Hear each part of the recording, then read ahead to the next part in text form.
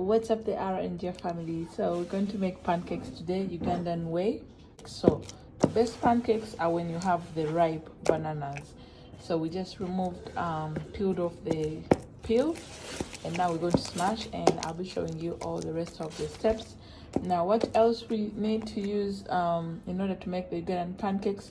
This is, by the way, our way, and so basically we're using cassava flour and ripe bananas. That's all we need, and that's all we need, and that's all we're using. Yeah.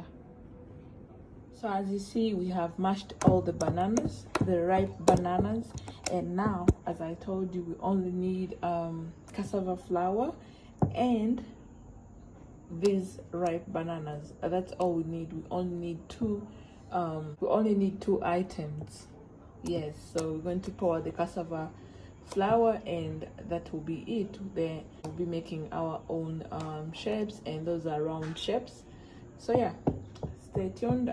It's going to be really a short video because it doesn't need so much to tell. We don't put sugar, we don't put anything. So yeah, like I said, it's only two items: cassava flour and ripe bananas. Yeah. So what you see right now is the cassava flour. We have poured it on top of the mashed bananas, and we're going to mix it together. So the thing is, you keep adding cassava flour accordingly. It's like, it doesn't have to be very hard, and again, it doesn't have to be watery, so it should be soft enough. Yeah, it should be soft enough. I don't know how to explain that, but basically that's it. So we're going to mix this, a soft dough, but it doesn't have to be so hard. So we're going to mix. So now we're mixing. So this is how your dough should look like. Not so soft, like we said, and not so hard. So catch you guys when we fry our pancakes, or when we're shaping our pancakes. So we're making round shapes, and we're using a cup, and this is how it looks like.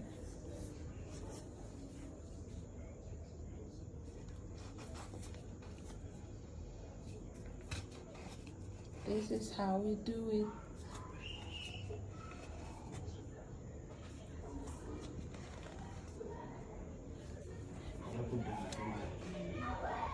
Now it's time to remove the shaped pancakes, ready to fry.